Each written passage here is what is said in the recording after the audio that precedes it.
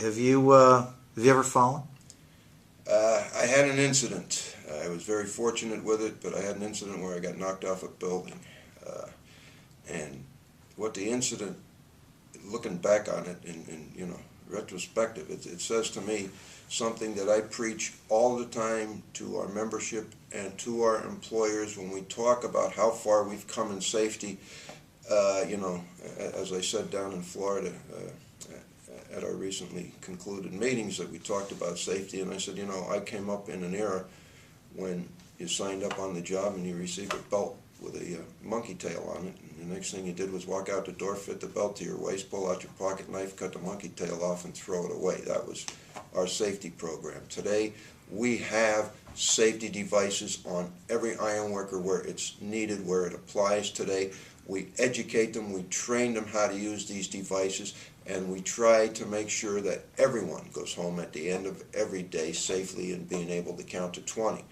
My own personal story with this, I like to preach awareness, awareness, awareness. No matter what the device is, no matter how safe you feel that this device keeps you, it will only keep you as safe as the awareness that you have of the surroundings and the goings on in your particular case, in your particular instance of the task you're performing at the moment. I was a young fella, and we were removing some equipment from the roof of a brewery to take to a brewery across town and install it. And this one particular morning, we were taking the last pieces off the roof, and actually the last piece, one of the fellows on the ground had just come back with the coffee, and everybody knows how, oh, there's the coffee, fellas, let's get to it. I said, well, look, we're here and it's starting to drizzle, let's get this piece out of here.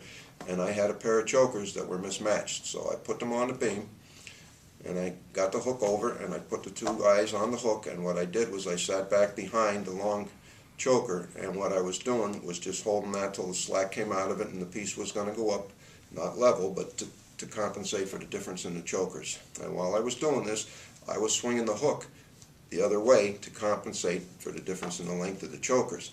And unbeknownst to me, because I wasn't aware of the operator in the seat, the oiler had replaced the operator, and while I'm giving the oiler, who I thought was the operator, a swing signal, he's going up on the load. What happened was the short choker parted, the block came at me like a cannonball, hit me in the chest, took me right off the beam. I did a backflip and went over the edge of the building. And they say that your life flashes in front of you when something like that happens and you think you're dying. Well, in my case, my life didn't flash in front of me. I had time for one thought, and it was, oh shit, I'm dead. That was the only thought that crossed my mind. And a split second later, I feel the stunk, and I'm standing on a 3-foot square platform that was anchored to the side of the building. And I looked down, and I'm standing on a platform, and 30 feet below me to cobblestones, pure cobblestones, and a trip to the Undertaker. And I'm standing on this platform, and all of a sudden my knee started shaking, and I grabbed the handrail, and I thought, what's this about? And I looked around, and there's no catwalk coming to this platform, there's no ladder coming to it, there's no stairway, there's just this platform here that I happened to come down and land perfectly dead center in a 3-foot square platform on my feet. So I was fortunate. I escaped the misfortune, and I was one of the guys who got away with not being aware that change had been made in that seat, and just taken for granted that I had a good operator in who was watching me and taking the signals, and he wasn't. So again, I preach awareness, awareness, awareness. Sideline to the story, that night I was over at my father's house, and I had told him what happened, and my father at the time was in his 60s, and he looked at me and he said, back when I was an apprentice, he said, I was working for Henry Schonk over at that brewery, and he said, I asked him the day we put that platform up what it was there for, and he said, it's on the drawing, so we're just putting it up. I don't ask questions, but now I know why it was there.